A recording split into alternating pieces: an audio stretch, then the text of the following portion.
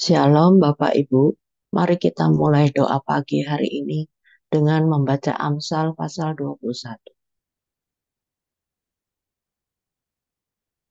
Hati raja seperti batang air di dalam tangan Tuhan, dialirkannya kemana ia ingini. Setiap jalan orang adalah lurus menurut pandangannya sendiri, tetapi Tuhanlah yang menguji hati. Melakukan kebenaran dan keadilan lebih dikenan Tuhan daripada korban. Mata yang congkak dan hati yang sombong, yang menjadi pelita orang fasik adalah dosa. Rancangan orang rajin semata-mata mendatangkan kelimpahan, tetapi setiap orang yang tergesa-gesa hanya akan mengalami kekurangan. Memperoleh harta benda dengan lidah dusta adalah kesia-siaan yang lenyap dari orang yang mencari maut. Orang fasik diseret oleh penganiayaan mereka, karena mereka menolak melakukan keadilan. Berliku-liku jalan si penipu, tetapi orang yang jujur lurus perbuatannya. Lebih baik tinggal pada sudut soto rumah daripada diam serumah dengan perempuan yang suka bertengkar. Hati orang fasik mengingini kejahatan, dan ia tidak menaruh belas kasihan kepada sesamanya. Jikalau si pencemooh dihukum, orang yang tak berpengalaman menjadi bijak, dan jikalau orang bijak diberi pengajaran, ia akan beroleh pengetahuan. Yang Maha Adil memperhatikan rumah orang fasik dan menjerumuskan orang fasik ke dalam kecelakaan. Siapa menutup telinganya bagi jeritan orang lemah, tidak akan menerima jawaban kalau ia sendiri berseru-seru. Pemberian dengan sembunyi-sembunyi memadamkan marah, dan hadiah yang dirahasiakan meredakan kegeraman yang hebat. Melakukan keadilan adalah kesukaan bagi orang benar, tetapi menakutkan orang yang berbuat jahat. Orang yang menyimpang dari jalan akal budi akan berhenti di tempat arwah-arwah berkumpul. Orang yang suka bersenang-senang akan berkekurangan. Orang yang gemar kepada minyak dan anggur tidak akan menjadi kaya. Orang fasik dipakai sebagai tebusan bagi orang benar, dan pengkhianat sebagai ganti orang jujur. Lebih baik tinggal di padang gurun daripada tinggal dengan perempuan yang suka bertengkar dan pemarah. Harta yang indah dan minyak ada di kediaman orang bijak, tetapi orang yang bebal memboroskannya. Siapa mengejar kebenaran dan kasih akan memperoleh kehidupan, kebenaran dan kehormatan. Orang bijak dapat memanjat kota-kota pahlawan-pahlawan dan merobohkan benteng yang mereka percayai. Siapa memelihara mulut dan lidahnya, memelihara diri daripada kesukaran. Orang yang kurang ajar dan sombong, pencemooh namanya. Ia berlaku dengan keangkuhan yang tak terhingga. Si pemalas dibunuh oleh keinginannya karena tangannya enggan bekerja. Keinginan bernafsu sepanjang hari, tetapi orang benar memberi tanpa batas. Korban orang fasik adalah kekejian, lebih-lebih kalau dipersembahkan dengan maksud jahat. Saksi bohong akan binasa, tetapi orang yang mendengarkan akan tetap berbicara. Orang fasik bermuka tebal, tetapi orang jujur mengatur jalan. Tidak ada hikmat dan pengertian, dan tidak ada pertimbangan yang dapat menandingi Tuhan. Kuda diperlengkapi untuk hari peperangan, tetapi kemenangan ada di tangan Tuhan. Amin. Tuhan Yesus memberkati.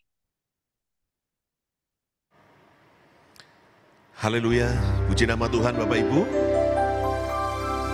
Mari kita sebelum masuk dalam hadirat Tuhan, sebelum kita memuji dan menyembah Tuhan, mari kita satukan hati, kita berdoa. Terima kasih Tuhan Yesus. Di pagi ini kami bersyukur kepadamu Tuhan. Kesehatan, kekuatan Tuhan berikan pada kami Tuhan. Dan kami yakin dan percaya di hari yang baru ini Tuhan selalu menyertai, menuntun dan memberkati kami. Terima kasih Tuhan Yesus. Kami akan masuk hadirat-Mu. Kami mengundang kuasa Roh Kudus bekerja dalam ibadah ini, melawat setiap hati kami yang ikut dalam ibadah ini. Terima kasih Bapa. Dan satu hal yang kami inginkan, Kau berikan kesatuan hati pada kami saat kami memuji dan menyembah-Mu.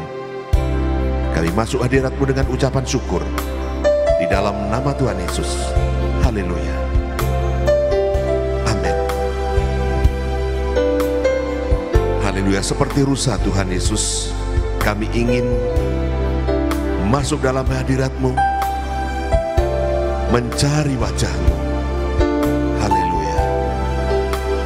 Mari naikkan pujian ini Bapak Ibu.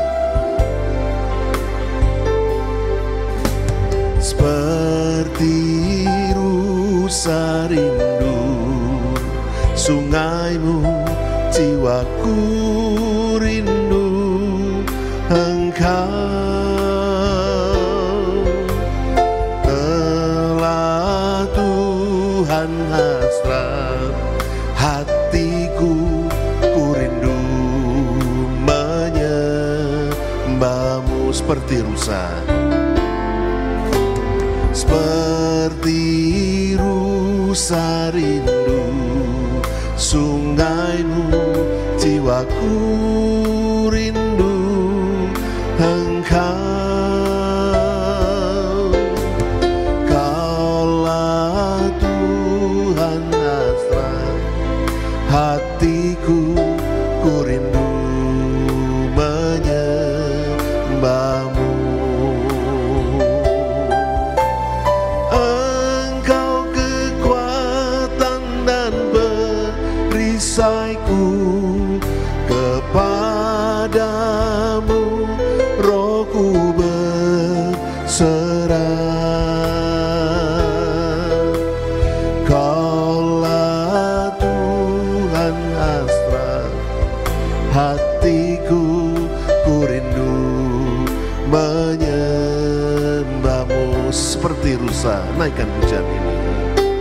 Seperti rusa rindu sungai-Mu, jiwaku rindu Engkau.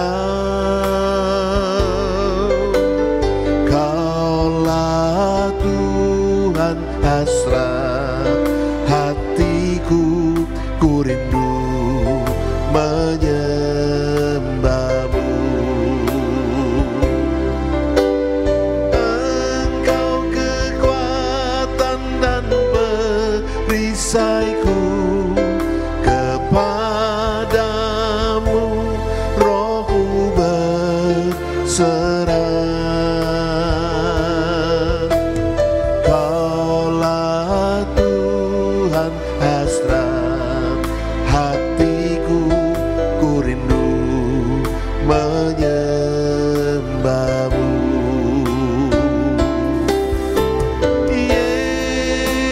Yesus, Yesus, Kau berarti bagiku.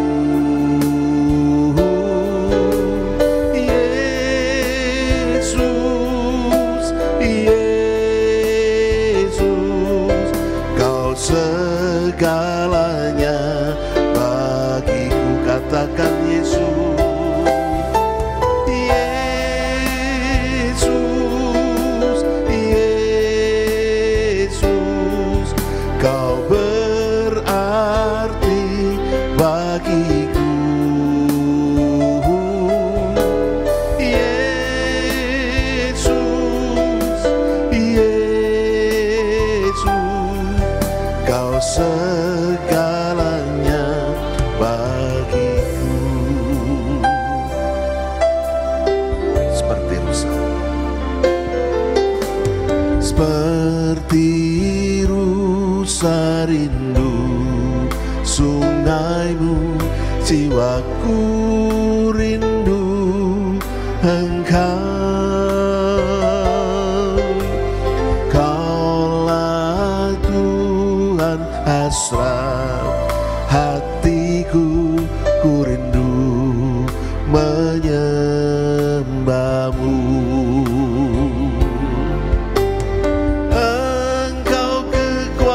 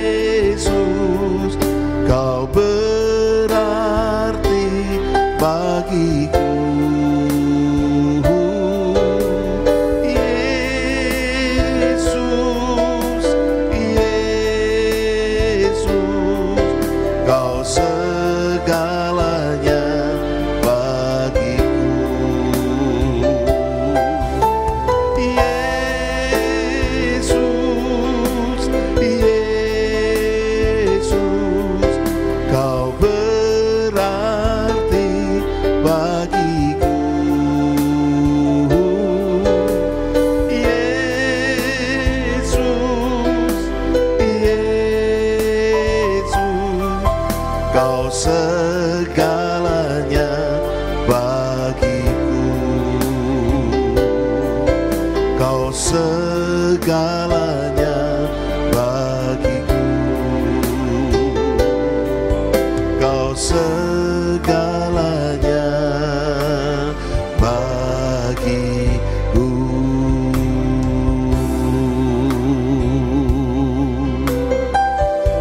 Haleluya,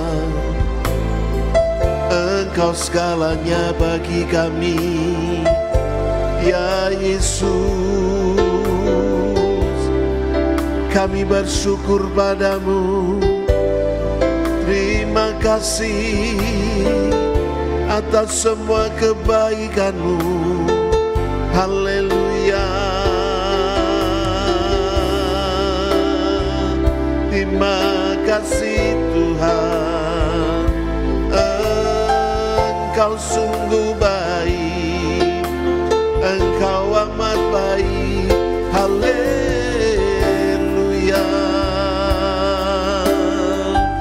terima kasih Tuhan, terima kasih Bapa. Kami mengecap kebaikan-Mu. Haleluya,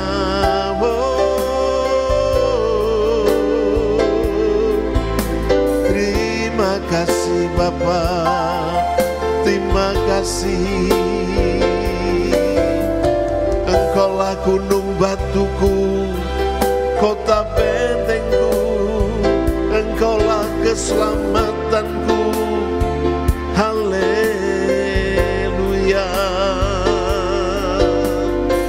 terima kasih Tuhan, kebaikan-Mu. Terima kasih Bapa, terima kasih ya Tuhan Yesus. Engkau sungguh baik, Engkau sangat baik. Engkau Bapa yang pelihara hidup kami. Terima kasih Bapa. Haleluya. Bapa-Ku yang di surga, Bapa yang pelihara hidupku dengan kasih dan rahmat, untuk seterusnya dan selamanya bersamamu.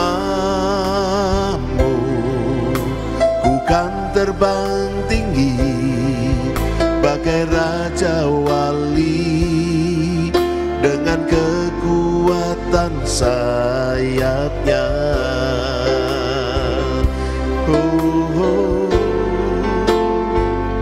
Aku mengandalkan Engkau, ya Tuhan,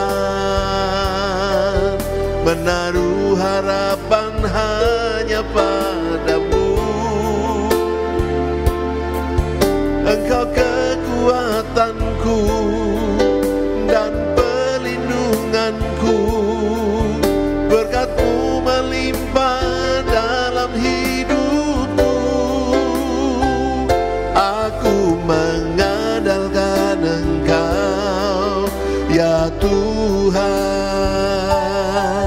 selalu menaruh harap padamu. Engkau kekuatanku dan pelindunganku, berkat-Mu melimpah dalam hidupku. Aku mengandalkan Engkau, ya Tuhan, menaruh harapan hanya padamu. Engkau kekuatanku dan pelindunganku, berkat-Mu melimpah dalam hidupku. Benar Tuhan, haleluya. Bapa-Ku yang di surga, Bapa yang pelihara hidupku dengan kasih dan rahmat untuk seterusnya dan selamanya bersamamu.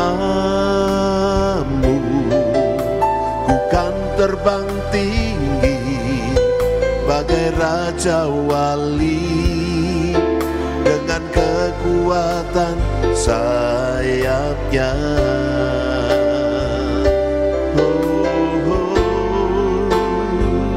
Aku mengandalkan Engkau ya Tuhan, menaruh harapku hanya padamu. Engkau kekuatanku dan pelindunganku, berkat-Mu melimpah dalam hidupku. Aku mengandalkan Engkau ya Tuhan, menaruh harapku hanya padamu. Engkau kekuatanku dan pelindunganku, berkat-Mu melimpah dalam hidupku. Aku mengandalkan Engkau ya Tuhan, menaruh harapku hanya padamu. Engkau kekuatanku dan pelindunganku, berkat-Mu melimpah dalam hidupku. Berkat-Mu melimpah dalam hidupku. Berkat-Mu melimpah dalam hidupku.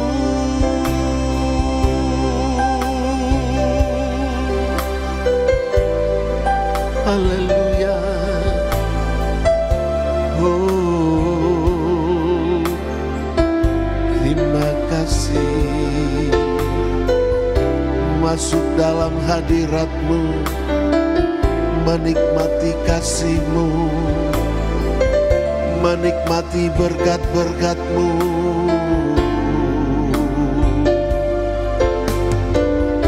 Haleluya. Terima kasih. Haleluya. Oh, indahnya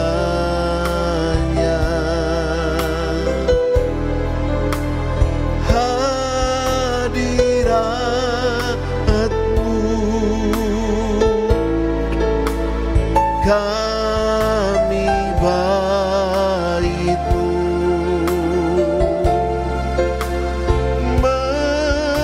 memuja-Mu,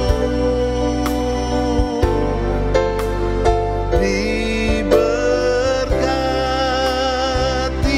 Kau Tuhan dengan pujian kami dalam dekapan hadirat-Mu.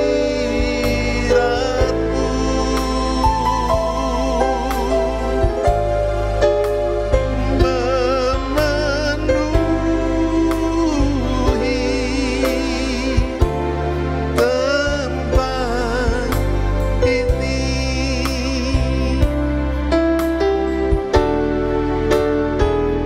Oh, mulianya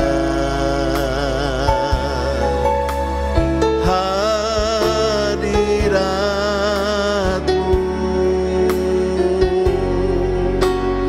kami bait-Mu, memuja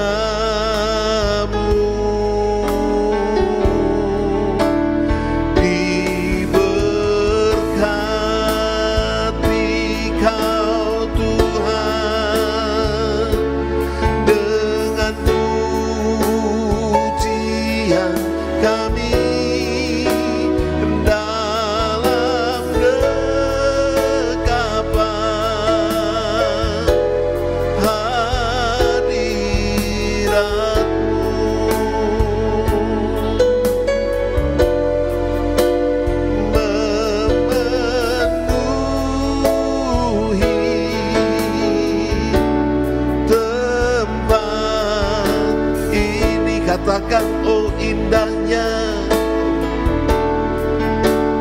oh indahnya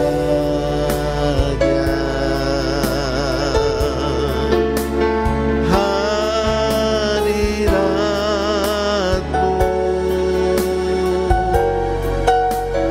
Kami bangkitmu memujamu,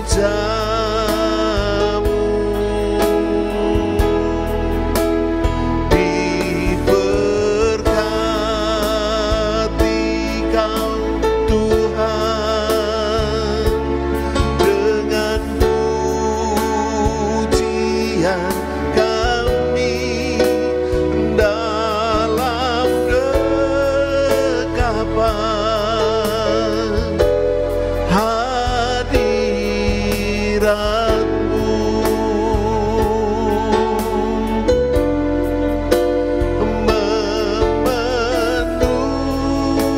Memenuhi hati kami, memenuhi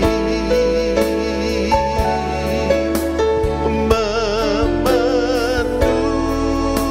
ini,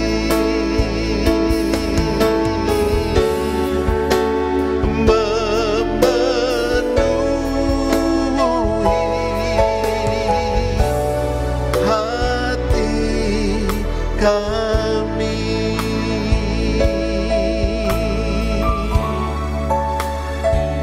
Oh, haleluya. Terima kasih Tuhan, kembali kami memperoleh anugerah-Mu pagi ini. Kami boleh datang di bawah kaki-Mu Tuhan, kami boleh memandang wajah-Mu yang begitu indah dan manis dalam kehidupan kami. Tuhan, terima kasih kami sudah menyembah Engkau, memuji, membesarkan nama-Mu. Biarlah semuanya Tuhan berkenan di hadirat Tuhan. Sebentar kami akan mendengar firman-Mu, kuasai kami Roh Kudus, kami semua yang sudah siap Tuhan mendengar firman-Mu, Kau sucikan, kuduskan, supaya kami layak Tuhan menerima berkat firman-Mu. Dan biarlah Tuhan kami boleh memperoleh berkat untuk kami lakukan dalam kehidupan kami. Kami bersyukur Tuhan atas pagi ini Engkau urapi hamba-Mu, urapi kami semua Tuhan. Biar rema yang kami pegang pagi ini benar-benar Tuhan boleh kami lakukan dalam hidup kami dari hari ke hari. Kami bersyukur dan siap mendengar firman-Mu di dalam nama Tuhan Yesus. Haleluya. Amin. Amin. Salam Bapak Ibu, selamat pagi. Apakah suara saya jelas? Baik Bapak Ibu.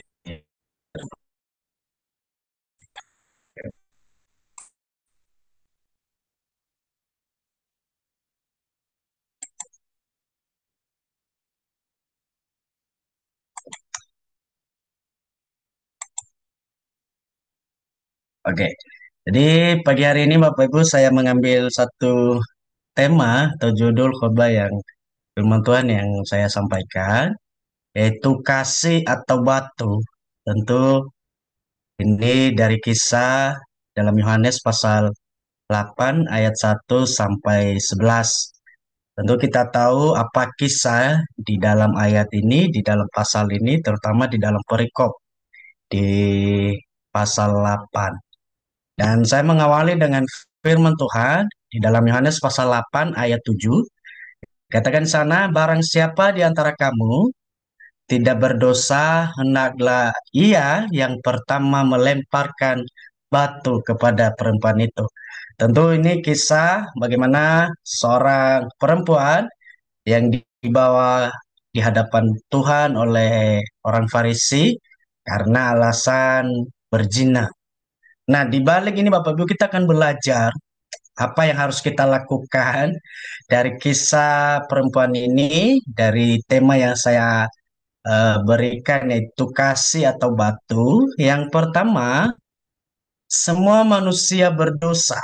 Ya, kita akan belajar di dalam Yohanes pasal 8 ayat 3 sampai 6 dikatakan di sana, maka ahli-ahli Taurat dan orang-orang Farisi membawa kepadanya seorang perempuan yang kedapatan berbuat zina. Mereka menempatkan perempuan itu di tengah-tengah, lalu berkata kepada Yesus, Rabi, perempuan ini tertangkap basah ketika ia sedang berbuat zina. Musa dalam hukum Taurat memerintahkan kita untuk melempari perempuan-perempuan yang demikian. Apakah pendapatmu tentang hal itu? Mereka mengatakan hal itu untuk mencobai dia, supaya mereka memperoleh sesuatu untuk menyalahkannya. Tetapi Yesus membungkuk lalu menulis dengan jarinya di tanah. Pada abad pertama,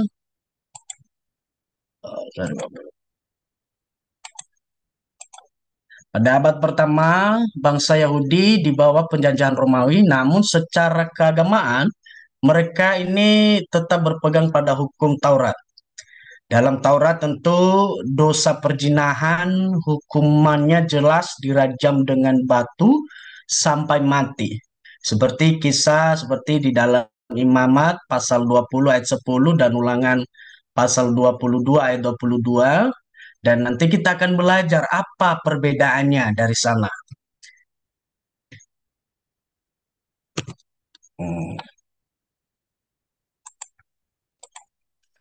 Budaya pada saat itu juga menempatkan perempuan di posisi yang lemah, sehingga lebih mudah dijadikan objek penghukuman.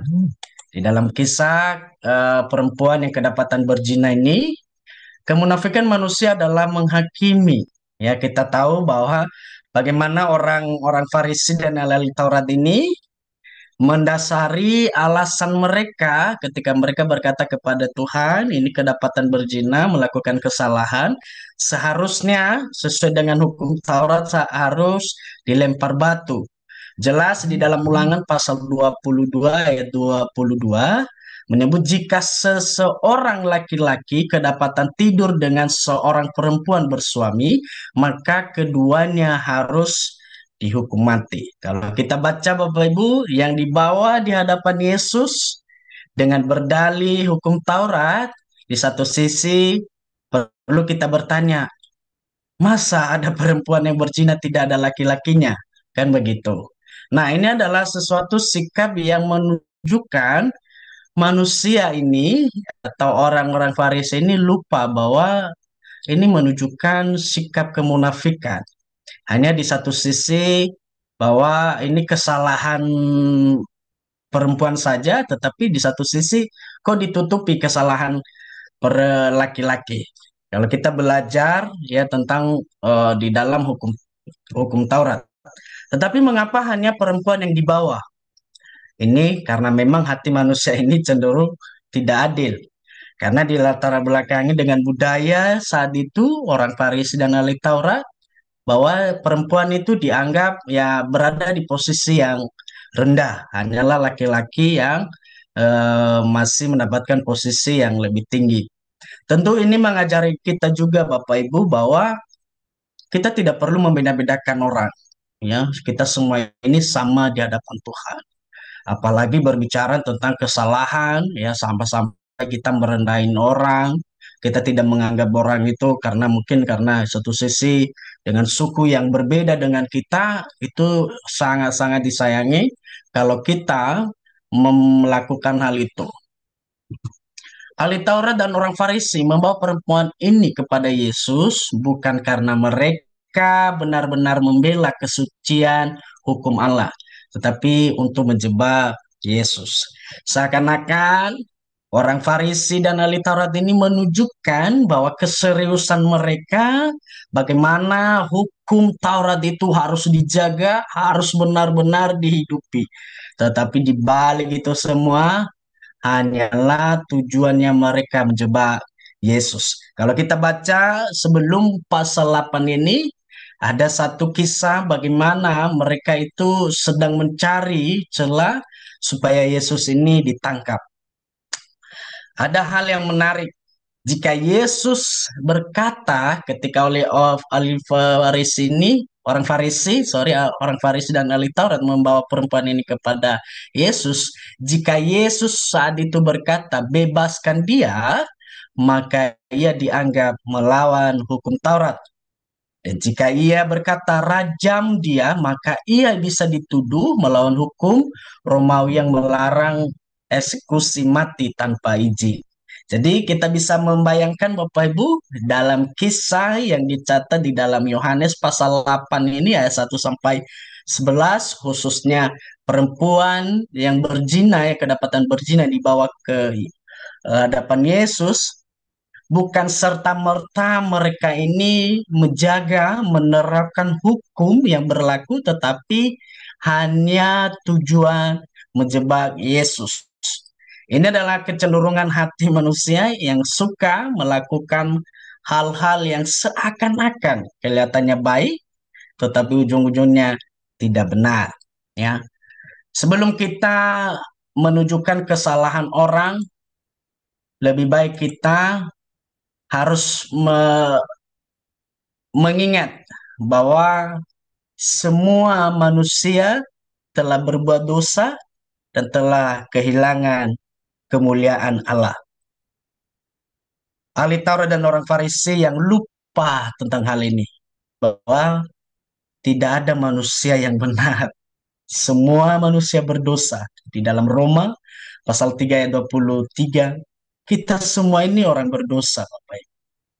Jadi tidak ada haknya kita ya untuk menunjukkan kesalahan orang, untuk menghakimi seseorang. Kenapa? Ya sudah, mungkin di melakukan kesalahan dengan versi yang berbeda dengan kita, ya kita nggak, oh kamu melakukan ini segalanya dah, semuanya. Tanpa kita harus memikirkan bahwa kita semua ini orang berdosa dan telah kehilangan kemuliaan Allah. Tidak ada yang benar, tidak ada yang murni. Orang Farisi membawa perempuan itu seolah mereka benar atau suci kehidupan mereka, kudus kehidupan mereka. Padahal mereka pun berdosa. Bagaimana mereka melakukan satu perbuatan yang hanya menutupi kesalahan mereka. Ini menggambarkan kecenderungan manusia menutupi dosa sendiri. Seperti di dalam Matius pasal 7 ayat 3, mengapakah engkau melihat selumbar di mata saudaramu, sedangkan balok di dalam matamu tidak engkau ketahui. Jadi Bapak Ibu, kasih atau batu, kita harus mengingat kembali bahwa kita ini, apakah saya layak melayangkan batu kepada seseorang yang berbuat salah? Apakah saya layak menghakimi seseorang? Daripada kita buru-buru mengambil tindakan itu, lebih baik kita mengingat ayat ini dan mengingat Roma pasal 3 ayat 23, semua manusia berdosa. Maka di poin yang pertama ini, saya memberikan kesimpulan sebelum kita menghakimi orang lain, mari kita bercermin, jangan cepat melempar batu atau penghakiman, kita pun berdosa. Kita pun butuh kasih karunia Tuhan. Beberapa belakangan ini tentu kita tahu semua berita yang sedang heboh-heboh.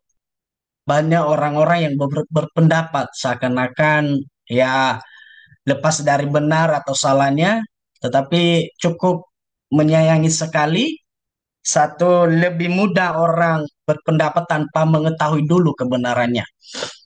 Lebih mudah mengetik dengan jari di kolom chat, di kolom komentar, ini salah dan semuanya tanpa harus mencari tahu apa benar berita itu, apakah benar kisah ini. Jadi jangan Bapak Ibu, janganlah kita cepat menghakimi orang. Mari kita koreksi diri kita sendiri terlebih dahulu. Jangan kita cepat mengangkat tangan kita ini melempar batu. Kita harus ingat bahwa kita ini orang berdosa. Kita butuh kasih karunia Tuhan. Kita semua butuh pengampunan. Kita semua butuh ya pelepasan dari semua dosa yang kita lakukan. Itu poin yang pertama, bahwa sebelum kita melempari batu, kita harus ingat bahwa kita ini adalah orang-orang berdosa. Dan poin yang kedua, penghakiman hanyalah miliknya Tuhan. Seringkali penghakiman ini kita ambil alih, padahal kita tidak layak mengambil itu. Bukan haknya kita menjadi hakim bagi orang lain. Hanyalah Tuhan yang menjadi hakim. Di Yohanes pasal 8 ayat 7 dan 8 dikatakan di sana, dan ketika mereka terus-menerus bertanya kepadanya, ia pun bangkit, berdiri, lalu berkata kepada mereka, barang siapa di antara kamu tidak berdosa, hendaklah ia yang pertama melemparkan batu kepada perempuan itu. Lalu ia membungkuk pula dan menulis di tanah. Ketika Yesus berkata kepada mereka, barang siapa di antara kamu tidak berdosa, hendaklah ia yang pertama melemparkan batu.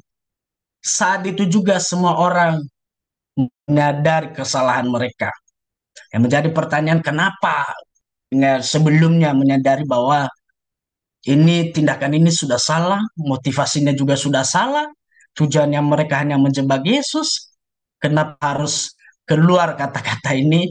Barang siapa di antara kamu tidak berdosa, hendaklah ia yang pertama melemparkan batu.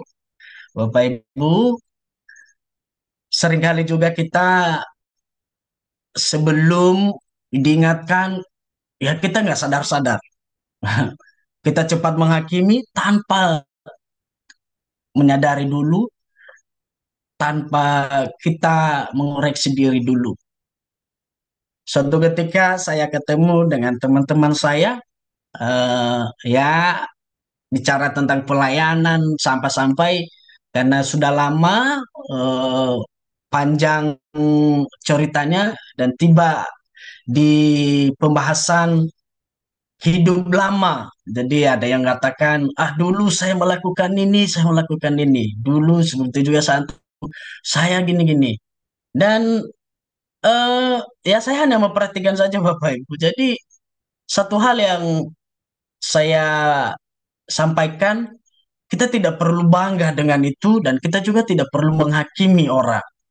Karena memang kita ini hanyalah orang yang berdosa dan yang kita butuhkan saat ini adalah hanya kasih karunia Tuhan. Sesuatu kebanggaan bagi kita Bapak Ibu bila kita lepas dari yang namanya belenggu dosa, dari yang namanya kesalahan yang mungkin kita sering melakukan terus-menerus, bukannya sering, terus-menerus kita lakukan. Tidak gampang bagi kita berbalik arah untuk ke jalan yang benar. Tapi karena Tuhan yang menolong kita, itu adalah kasih karunia-Nya kita, Bapak Ibu. Kasih karunia Tuhan bagi kita. Keadilan Allah menuntut manusia hidup benar. Jadi, ketika Yesus berkata bahwa, oke, kalau ada ya di antara kalian yang tidak merasa berdosa, dia yang melempar batu. Itu bicara tentang keadilan. Ini bicara tentang keadilan Tuhan yang menuntut manusia ini hidup benar. Di Mazmur 130, ayat 3, jika engkau ya Tuhan mengingat-ingat kesalahan-kesalahan, Tuhan siapakah yang dapat tahan? Tidak seorang pun bisa tahan jika Allah mengingat dosa-dosanya kita, Bapak Ibu. Dari kecil, bahkan pun kita masih belum bisa ngomong, kita masih belum bisa berjalan, kita ini sudah berdosa. Sampai usia kita hari ini, kalau kita bayangkan Bapak Ibu berapa banyak, kalau dijadiin satu buku itu berapa buku ya yang isinya kesalahannya kita semua. Bahkan pun dalam satu hari, berapa kesalahan yang kita lakukan. Mungkin kalau kita berangkat kerja atau kita keluar, mungkin dalam rumah kita sudah baik-baik, kita keluar pagar, kita di jalan. Ada aja orang-orang yang mungkin nggak sengaja paling gebrek-gebrek di samping kita dengan mobil atau motor, kesenggol kan. Kalau kita pun mangkel, ya kesal, kankah itu satu kesalahan di hadapan Tuhan? Ya, bagaimana hati kita tidak kita jaga, kita tidak sabar. Itu kesalahan kita Bapak Ibu. Itu kita hitung-hitung saja dalam seminggu, 1 bulan, 1 tahun, berapa banyak. Jadi tidak ada yang bisa menahan, tidak ada yang sanggup ya mendengar kalau Tuhan berkata ini kesalahanmu dari A sampai Z, dari 1 sampai berapa ribu. Jadi cukup adil Tuhan ketika Dia berkata bahwa yang melempar batu orang yang merasa tidak berdosa. Kristus menegakkan hukum kasih. Ini yang harus kita belajar Bapak Ibu. Daripada kita melempari batu, lebih baik kita melempar kasih dengan mengampuni, dengan membimbing. Dalam Yakobus pasal 2 ayat 13b, tetapi belas kasihan mengalahkan penghakiman. Sekali lagi Bapak Ibu, daripada kita menghakimi, kita harus belajar belas kasihan itu mengalahkan penghakiman. Bagaimana kita mengasihi kalau kasih itu tidak ada dalam diri kita? Nah, ini kan yang menjadi pertanyaan bagi kita Bapak Ibu. Bagaimana kita bisa mengampuni kalau Kristus tidak ada dalam hati kita? Kita harus merasakan, kita harus mengalami sendiri kasih Kristus itu. Dan caranya adalah hanya percaya kepada Tuhan, menerima Dia sebagai Tuhan dan Juru Selamat kita. Dan meminta Allah Roh Kudus untuk membimbing kita. Tidak mudah Bapak Ibu mengampuni orang yang berbuat salah kepada kita.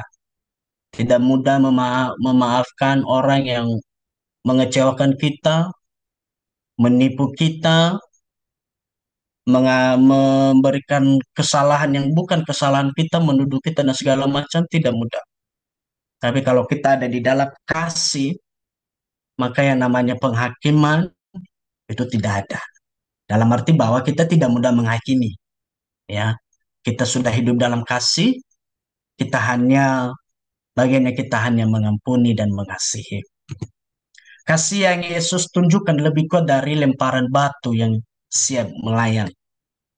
Jadi daripada batu melayang, mendingan kasih.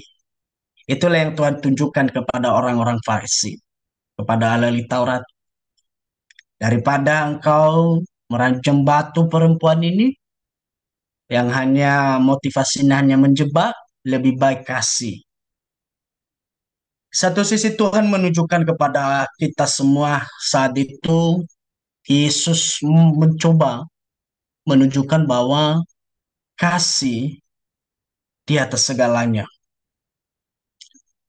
Kasih mengampuni, mengasihi di atas segalanya. Buat apa kita menunjukkan kesalahan orang?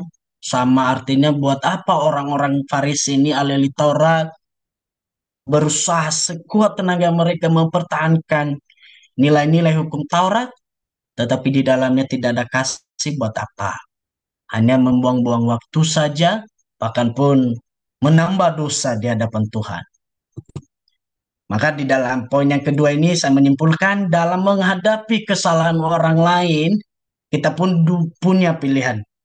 Melempar batu dengan kata-kata kasar, sikap dingin yang ya sudahlah saya tidak menegur dia, sudah tidak bisa dibilangin lagi misalnya, atau hukuman. Kita sebagai orang tua, kita sebagai pemimpin, apa yang harus kita lakukan ketika ada bawahan kita, bimbing anak-anak bimbingan kita ketika dia melakukan satu kesalahan? Apakah kita dengan mudah melempar batu dengan kata-kata yang kasar, penghakiman, atau ya cek-cek saja tidak mau urus, atau meneladani Yesus dengan kasih yang penuh hikmat?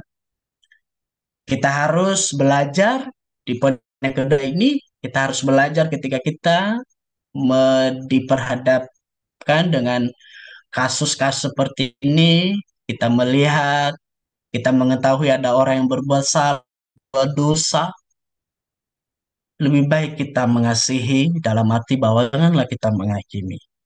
Janganlah kita juga cuek, janganlah kita, ya sudah, ini hukuman. Apakah hukuman itu perlu? Perlu. Pendisiplinan itu perlu. Tetapi kita harus tahu tujuannya kita ada istilah memanusiakan manusia. Jadi kita harus melakukan semua itu dengan dasar kasih. Seperti Yesus dengan penuh hikmat, dia menunjukkan sikap yang harus dilakukan, yang harus diteladani. Itu poin yang kedua, Bapak Ibu. Dan poin yang terakhir, poin yang ketiga, kasih dan pengampunan. Kita belajar dari tema kasih atau batu. Yang pertama tadi, kita jangan mudah menghakimi, jangan mudah kita melempari batu karena kita adalah orang berdosa. Dan yang kedua adalah penghakiman atau hakim itu adalah miliknya Tuhan, bukanlah miliknya kita. Kita tidak ada dasar, ya, kita tidak punya hak untuk memiliki itu. Tuhanlah yang menjadi hakim buat kita semua. Dan yang ketiga adalah kasih dan pengampunan. Di ayat yang ke-9 dan 11 dalam Yohanes pasal 8 ayat 9 dan 11. Tetapi setelah mereka mendengar perkataan itu, ini adalah ahli Taurat dan orang Farisi, pergilah mereka seseorang demi seseorang. Seorang mulai dari yang tertua, akhirnya tinggallah Yesus seorang diri dengan perempuan itu yang tetap di tempatnya. Lalu Yesus bangkit, berdiri dan berkata kepadanya, "Hai perempuan, di manakah mereka? Tidak adakah seorang yang menghukum engkau?" Jawabnya, "Tidak ada, Tuhan." Lalu kata Yesus, "Aku pun tidak menghukum engkau. Pergilah dan jangan berbuat dosa lagi mulai dari sekarang." Bapak Ibu, kalau kita coba bayangkan ya, ada orang yang berbuat salah kepada kita, kita berkata, "Pergilah dan jangan berbuat dosa lagi mulai dari sekarang." Mudahkah Bapak Ibu? Sepertinya sesuatu pergumulan tersendiri bagi kita. Tapi kita akan belajar dari perkataan Yesus, dari sikap yang Yesus lakukan. Kita akan belajar Bapak Ibu. Yesus pun tidak menghakimi perempuan itu. Tapi Yesus memberikan kesempatan untuk bertobat. Dikatakan, "Aku pun tidak menghukum engkau, pergilah dan jangan berbuat dosa lagi mulai dari sekarang." Ketika saya mempersiapkan hal ini, Bapak Ibu, saya teringat dan saya merenung dengan istilah, jangan-jangan orang atau ya misalnya sesama kita itu tidak bertobat. Jangan-jangan dari kita ya, yang mudah kita menghakimi, yang mudah bagi kita mendendam, yang mudah bagi kita, ya itu kesalahanmu, tidak ada lagi kesempatan buat kamu.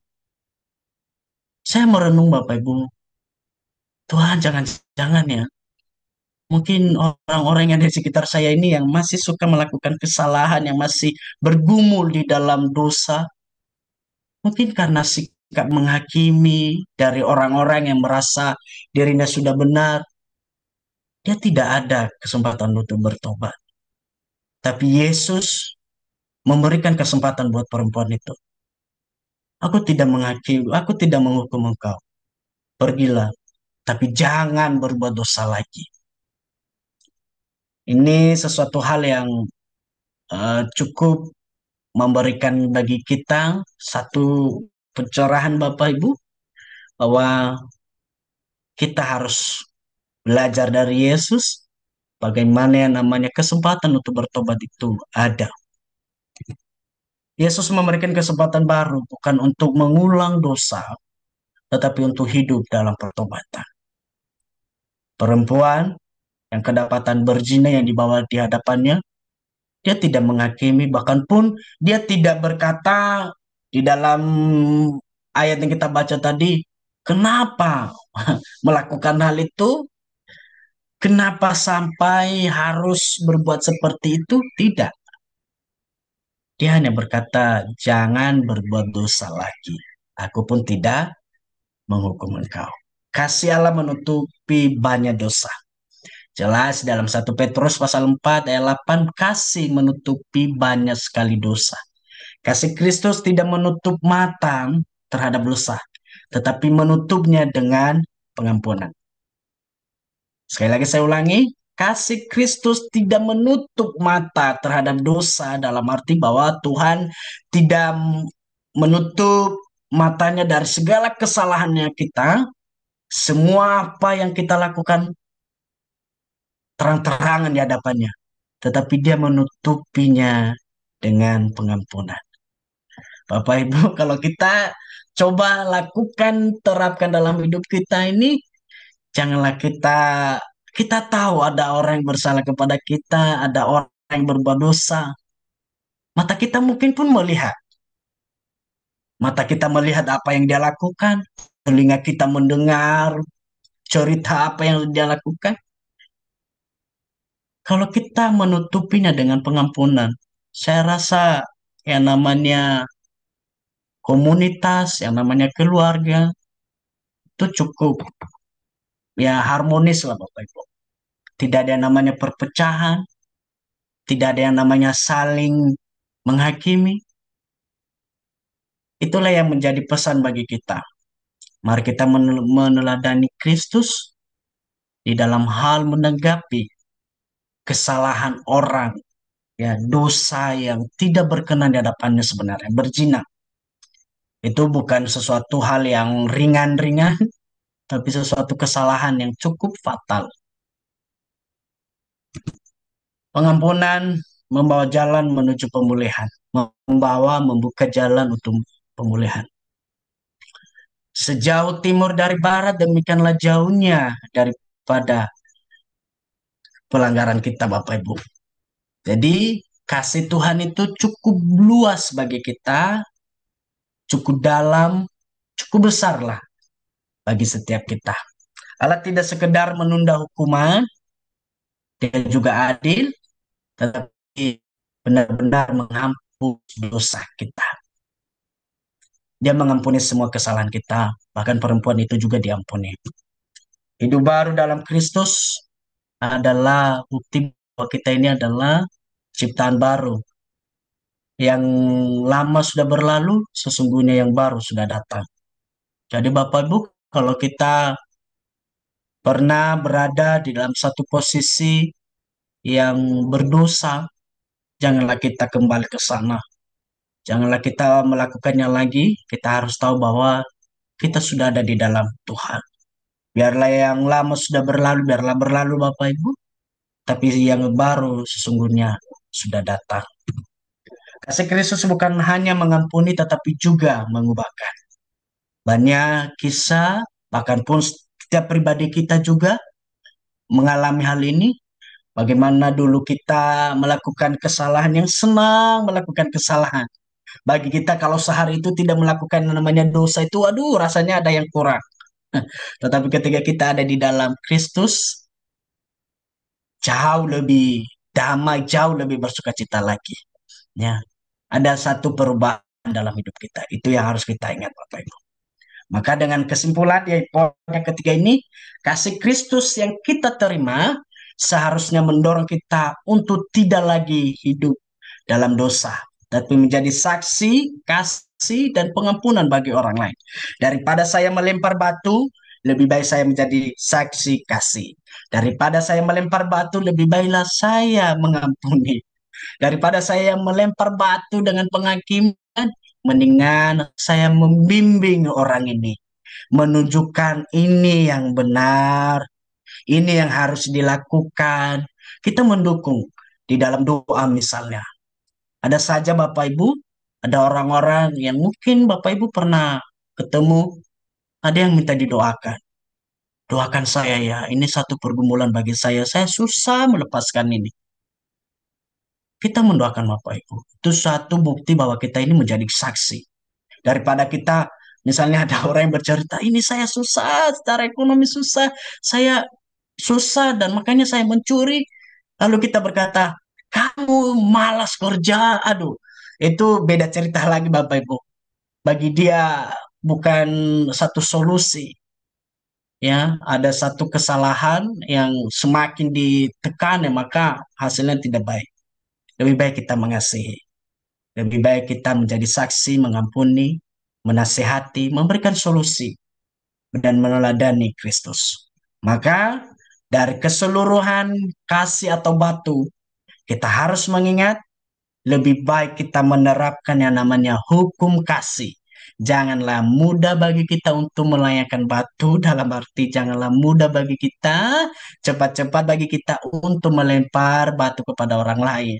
Karena kita semua adalah orang berdosa dan penghakiman itu adalah hanyalah milik Tuhan dan kasih dan pengampunan jadi satu. Amin. Tuhan Yesus memberkati. Amin. Terima kasih Safi yang pagi hari ini sudah memberkati setiap kita dengan eh, kebenaran firman Tuhan. Tuhan Yesus memberkati, bila terus Tuhan pakai dalam setiap layanan, setiap studi yang sedang dikerjakan, segera selesai karena pertolongan dan penyertaan Tuhan. Baik Bapak Ibu Saudara, pagi hari ini saya memberi kesempatan buat setiap kita untuk dapat memberikan persembahan. Bapak Ibu dapat memberikan persembahan melalui scan QR atau scan kris yang ada di layar Bapak Ibu Saudara atau melalui transfer ke nomor rekening yang tertera di layar Bapak Ibu Saudara. Ya, kita tunggu sebentar. Dan bagi Bapak Ibu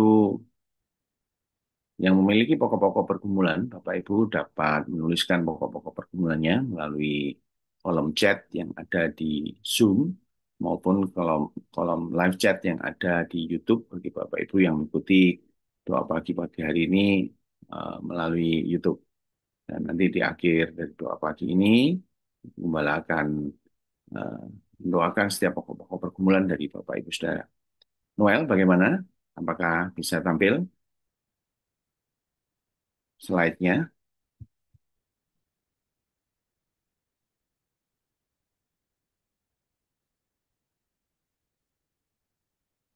Tunggu sebentar ya, Bapak Ibu.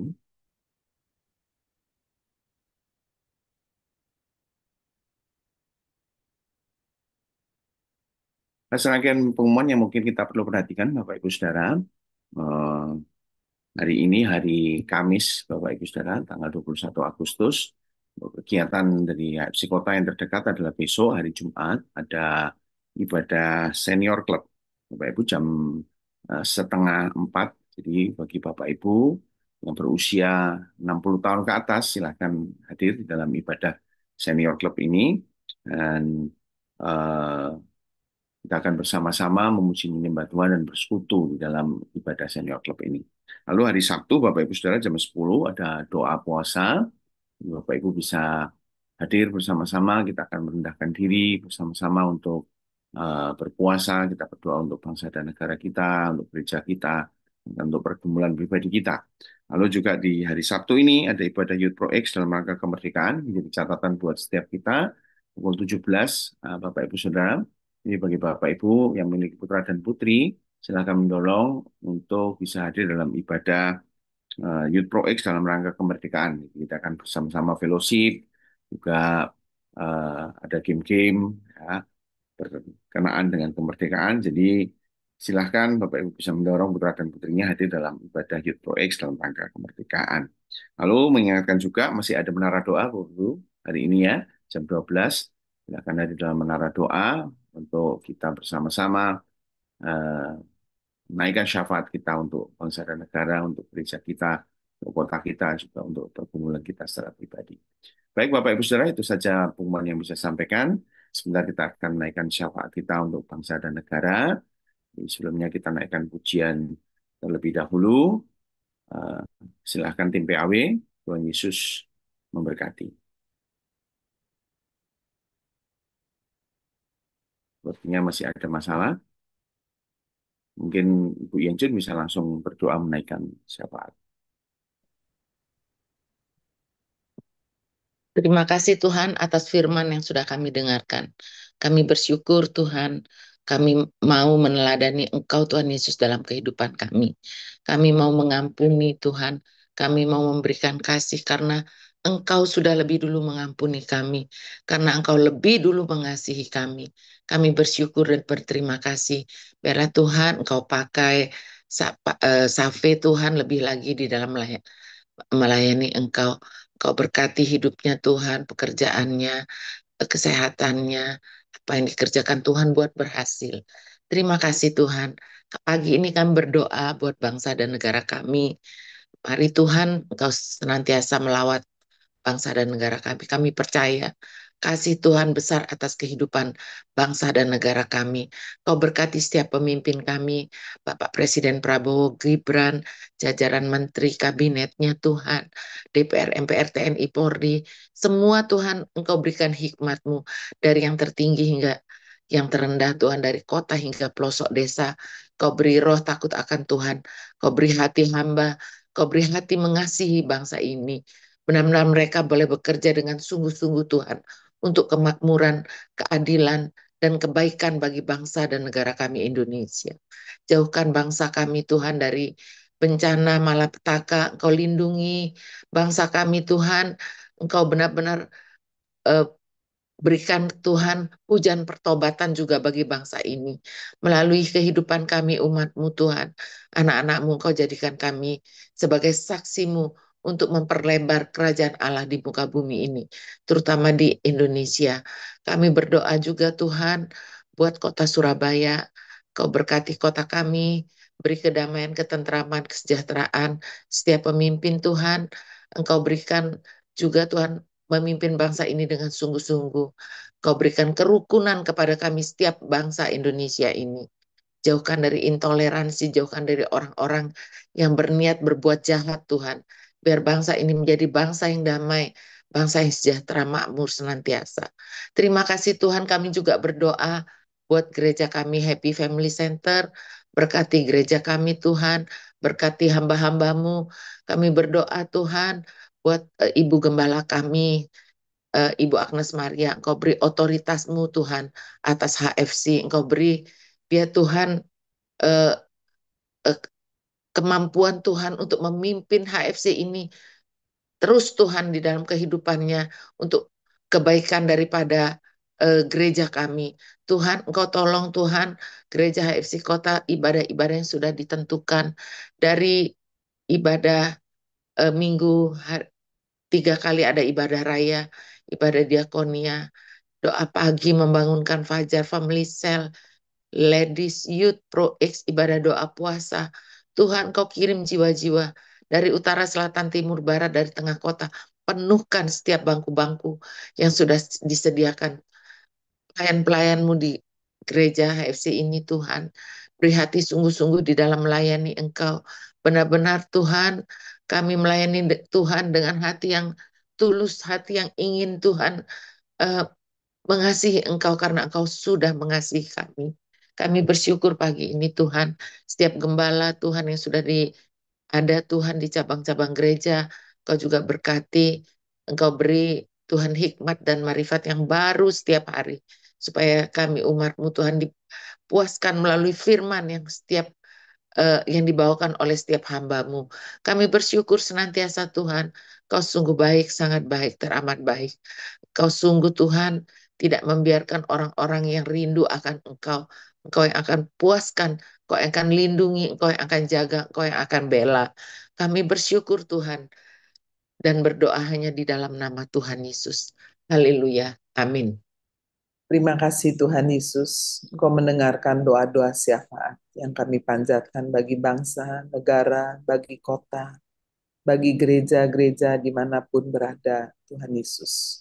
Biarlah sungguh-sungguh ada kesatuan, ada kasih yang disertai Tuhan dengan urapan yang baru boleh turun Tuhan atas negara, bangsa, kota, maupun gereja-gereja. Sekarang Tuhan kami berdoa untuk setiap anak-anak-Mu yang sedang menghadapi pergumulan. Baik itu masalah sakit penyakit, keuangan, pekerjaan, ada hutang piutang, angsuran-angsuran yang harus dibayar, ataupun masalah di tengah-tengah keluarga, konflik dengan sesama. Tuhan, biar mata-Mu tertuju Tuhan atas setiap kami, memberikan hikmat, memberikan kasih-Mu, memberikan strategi yang daripada Tuhan. Terima kasih juga untuk firman yang sudah kami terima, meteraikanlah Tuhan.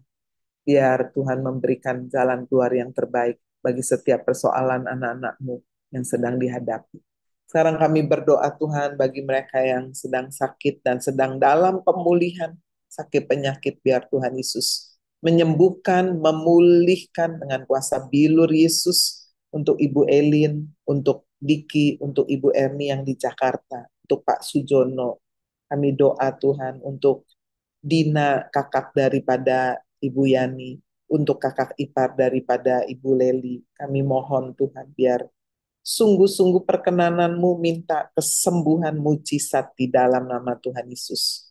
Kami juga berdoa Tuhan untuk keponakan daripada Ibu Nelce Molintas, yaitu Stephen yang sedang pemulihan sakit gatal-gatal. Tuhan biar kau pulihkan dalam nama Yesus. Kami juga berdoa bagi mereka yang sedang menghadapi kesesakan, Tuhan dalam hal keuangan pekerjaan, Tuhan berikan jalan keluar yang terbaik.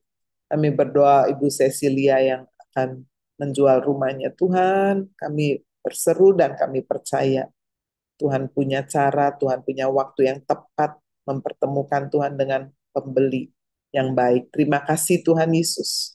Demikian juga masalah-masalah yang sedang dihadapi oleh anak-anak-Mu. Tuhan biar Engkau yang memberikan pemulihan di tengah-tengah keluarga, di tengah-tengah kehidupan kami dengan sesama. Terima kasih Tuhan Yesus. Berkati Tuhan hamba-hamba-Mu yang setia mengikuti doa pagi membangunkan fajar. Demikian juga ada yang baru pertama kali bergabung. Tuhan, Engkau yang memberkati, memberi kami kekuatan, ketekunan. Untuk setiap pagi kami boleh bangun, memuji, memuliakan, meninggikan nama Tuhan. Menerima kekuatan dari firman. Dan boleh menaikkan doa-doa syafaat kami. Terima kasih Tuhan Yesus. Terima kasih juga kalau kami diberkati melalui doa pagi, kami juga menaburkan benih. Kami membawa persembahan kami berkati berlimpah-limpah. Pertemukan kami kembali besok Tuhan dalam doa pagi membangunkan fajar. Sepanjang hari ini kami mohon penyertaan Tuhan. Ada yang sekolah, kuliah, ada yang ke kantor, bekerja, berdagang, ada yang keluar kota, ada yang melakukan aktivitas di rumah. Apapun yang kami kerjakan hari ini, mohon penyertaan Tuhan, perlindungan Tuhan, dan Tuhan membuatnya berhasil.